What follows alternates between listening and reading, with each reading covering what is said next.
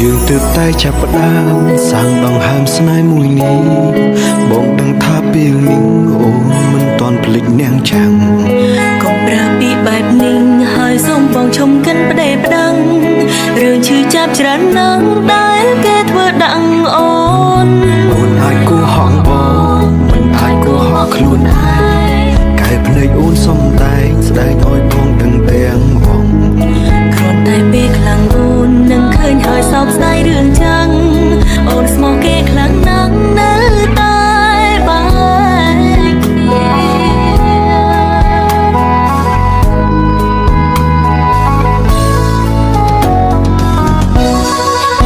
ទើបតែបែកគ្នាទើបអូនមិនទាន់ភ្លេចគេបានរឿងរ៉ាវទាំងប៉ុន្មាននៅដល់ក្នុងអារម្មណ៍បងមិនខឹងអូនហើយក៏មិនបងខំតែពេលអូនយំអូនត្រូវនៅក្បែរបងសុំពេលអូននឹកគេត្រូវអោបបងជំនួរឿងស្នេហ៍ដែលកន្លងហួសសោកស្ដាយក៏គ្មានន័យអូនមិនគិតថាមានផ្លូវឲ្យត្រូវនឹងគ្នាវិញទេរូបពេលដែលគេរីករាយគឺរូបអូនស្ពីដឹងភ្នែកបើគេត្រឡប់មកវិញតើអូនគិតយ៉ាងណាបងពិតខ្លាចណាស់ជីវ៉ាខ្លាចអូនបោះបង់បងដឹងថាពេលអូនគ្មានគេគឺបងអ្នកថែអូនគ្មានចិត្តក្បត់ពេលដងបងសូមបងកុំព្រួយឡើយ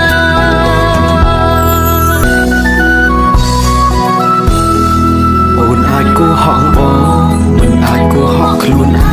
ងកែភ្នែកអូនសំដែងស្ដែងឲ្យបងដឹងទាំងវងគ្រាន់តែពេលខ្លាំងអូននឹងឃើញហើយសោកស្ដាយរឿងចឹងអូនស្មោះគេខ្លាំងណាស់នៅតែបែកគ្នា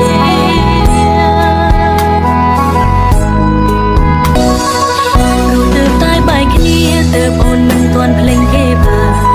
រឿងរ៉ាវទាំងប៉ុន្មាននៅដល់ក្នុងអារម្មណ៍បងមិនខឹងអូនហើយក៏មិនបងខំ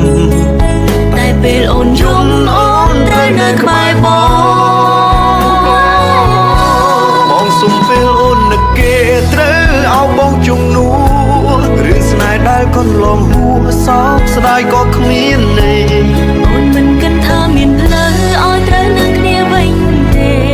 រូបពេលដែលគេរីករាយគឺរូបអូនស្ពីដឹងភ្នែកបើគេត្រឡប់មកវិញតើអូនគិតយ៉ាងណាបងពិតខ្លាចណាស់ជីវ៉ាខ្លាចអូនបោះបង់បងដឹងថាពេលអូនគ្មានគេគឺបងអ្នកថែ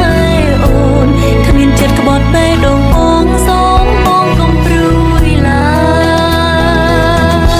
យបងសុំពេលអូននឹកគេត្រូវអោបបងជំនួរឿងស្នេហ៍ដែលកន្លងហួសសោកស្ដាយក៏គ្មានន័យ